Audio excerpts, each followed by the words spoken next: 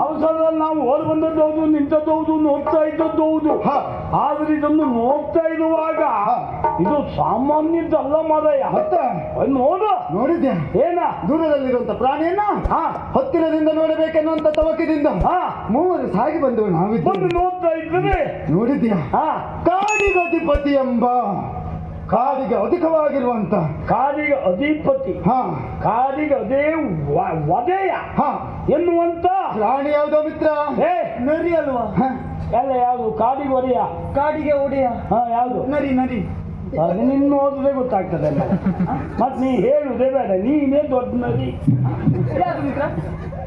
ಪರದೇಶಿ ಕಾಡಿಗೆ ಒಡೆಯ ನರಿಯ ಮತ್ತೆ ಯಾವುದು?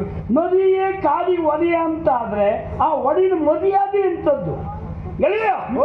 ಕಾಡಿಗೆ ಅಧಿಪತಿ ಯಾವುದು? ಯಾವ್ದಾ ನೆನಪಾಗುದಿಲ್ಲ.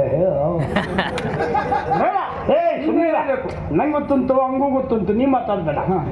ಮಲ್ಲ ಕೆಲವೊಮ್ಮೆ ನೆನಪಾಗುದಿಲ್ಲ ಅಷ್ಟೇ ಬಿಟ್ಟರೆ ಗೊತ್ತಿಲ್ಲದೆ ಹೋದ್ ಯಾವುದಿಲ್ಲ ನಮ್ಗೆ. ಮಾತಾಡ್ಬಿಟ್ಟು ಕಾಡಿಗೆ ಅಧಿಪತಿ ಎಂದದ್ದು ಯಾವುದು? ಯಾವುದು? ಪ್ರಾಣಿಗಳಲ್ಲಿ ಸಿಂಹವೇ ಅಧಿಕ. ಇದು ಮಿಕರಾಜ, ಮೃಗರಾಜ. ನೋಡ್ತೀಯಾ?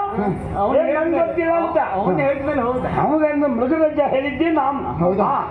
ಕಾಡಿಗೆ ಅಧಿಪತಿ ಎಂಬ ಗಾಢ ಗರ್ವದಿಂದ ಆ ಕಡೆ ಈ ಕಡೆ ತಿರುಗಾಡ್ತಾ ಇದೆ. ಕಾಡಿಗೆ ಅಧಿಪತಿ ಸಿಂಹ ಆದುದು ಇದರ ಲೆಕ್ಕ ತಾನೇ ಇದಕ್ಕೆ ಅಧಿಕಾರಿ ಎನ್ನುವ ರೀತಿಯಲ್ಲಿ ಮೆರೀತಾ ಉಂಟು. ಹೌದು. ನೋಡಿದ್ಯಾ?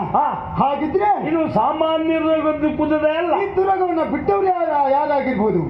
ಒಬ್ಬ ನಾಡಿನ ದೊರೆಯೇ ಭೂಮಿ ಪಾಲಕ ಎನ್ನುವುದಕ್ಕೆ ಎಲ್ಲ ಮಾತೇ ಇಲ್ಲ. ಹೌದಾ? ಯಾಕೆ ಗೊತ್ತಾಯ್ತು? ಯಾಕೆ? ಕುದುರೆ ನೋಡ ಬಂಗಾರ ಹಾಕಿ ಅವ್ರು ಶೃಂಗಾರ ಮಾಡಿದ್ ನೋಡು. ನೋಡಿ ದೊಡ್ಡವ್ರ ಹಣೆ ಬರುವೆ ಹಾಗೆ ಎಷ್ಟೆಲ್ಲ ಬಂಗಾರ. ಬಂಗಾರ ಅಂದ್ರೆ ಯಾವ್ದಕ್ಕೆಲ್ಲ ಹಾಕ್ಬೇಕು ಅಂತಲೇ ಗೊತ್ತಿಲ್ಲ ಅವರಿಗೆ. ಹೌದೇನಾ? ಅನುಕೂಲ ಉಂಟು ಅಂತಾದ್ರೆ ಅವ್ರ ಮನೆ ನಾಯಿ ಬೆಕ್ಕಿಗೆಲ್ಲ ಅನುಕೂಲವೇ. ಅಲ್ಲ ಜನ ಹಾಗೆ ಮಾಡಿ ಸಾಯ್ತದ ಮಾರೆ. ನಮ್ಮಂತವ್ರ ಮನೆ ಇದಾದ್ರೆ ಪಾಪ ಅದು ಸುಮ್ಮನೆ ಹೋದ್ರು ಹೊಡೀತು. ದೊಡ್ಡವ್ರ ಮನೆ ನಾಯಿ ಆದ್ರೆ ಅವ್ರ ನಾಯಿ ಎಷ್ಟು ದೊಡ್ಡ ನಾಯಿ.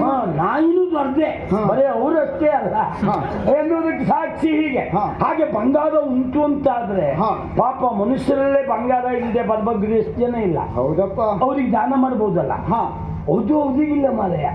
ಪ್ರಾಣಿಗೆ ಅದು ಆಗ್ತದೆ. ಹೌದು ಎನ್ನುವುದಕ್ಕೆ ಸಾಕ್ಷಿ ಇದು. ಆ ಪ್ರಾಣಿ ಹೌದು. ಹೌದು, ಈ ಪ್ರಾಣಿಗೆ ಹಾಕಿದ್ದಾನೆ. ಇನ್ನು ನೋಡಿದ್ಯಾ? ಕೆಲವು ಪಾಪ ನೋಡ್ಬೇಕು, ರಥ ಇಟ್ಕೊಂಡು ಆ ರಥಕ್ಕೆ ಎಷ್ಟೋ ಬೆಲೆ ಬಾಳುವಂತ ರಥ. ಹೌದಾ? ಅಂದ್ರೆ ವಾಹನ. ವಾಹನದಲ್ಲಿ ಮುಂದೆ ಯಜಮಾನ, ಹಿಂದೆ ಬದಿ ನಾಯಿ. ದೊಡ್ಡವ್ರ ಮನೆ ಪಾಪ ಆ ಗಾಳಿ ಬದಲಿಕ್ಕೆ ವಾಹನದಲ್ಲಿ ವ್ಯವಸ್ಥೆ ಇರ್ತದೆ. ಇವ್ರ ಮುಖ ಹೆರ್ಗೆ ಹಾಕೋದು, ಹಿಂದ್ ಬದಿ ನಾಯಿ ಮುಖ ಹೆರ್ಗೆ ಹಾಕೋದು. ನೋಡು, ಮುಂದ್ ಬದಿಗೆ ಹಿಂದ್ ಬದಿಗೆ ಅದು. ಅಂದ್ರೆ ದೊಡ್ಡವರಿಗೆ ಪ್ರಾಣಿಗೆ ಹಾಕುದು ಅದು ದೊಡ್ಡಿಲ್ಲ.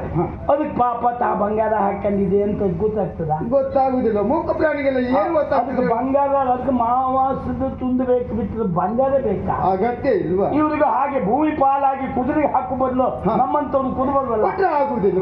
ಭಟ್ರು ದಕ್ಷಿಣ ಕೊಟ್ಟರೆ ನಾವು ಉದ್ಧಾರ ಆಗ್ತಿದ್ದ. ಉದ್ಧಾರ ಆಗ್ತಿದ್ದ. ಇದು ಭಟ್ರು ಉದ್ಧಾರ ಆಗಲಿಲ್ಲ, ಅವರು ಆಗ್ಲಿಲ್ಲ.